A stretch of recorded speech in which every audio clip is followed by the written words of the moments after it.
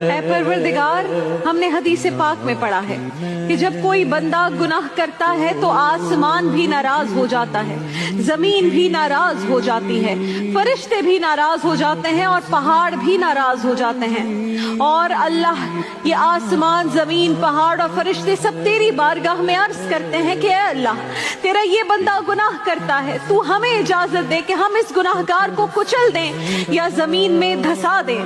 لیکن اے مالک، اے پروردگار، تو کتنا مہربان اور رؤوف و رحیم ہے۔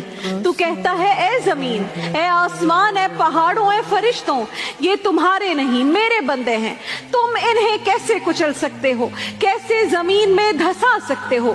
یہ میرے بندے اپنے گناہوں پر جب مجھ سے مغفرت طلب کریں گے تو میں انہیں معاف کر دوں گا۔ سبحان اللہ۔ اے پروردگار، ہم تجھ سے مغفرت طلب کرتے ہیں، ہمیں اپنی مغفرت عطا فرما دے۔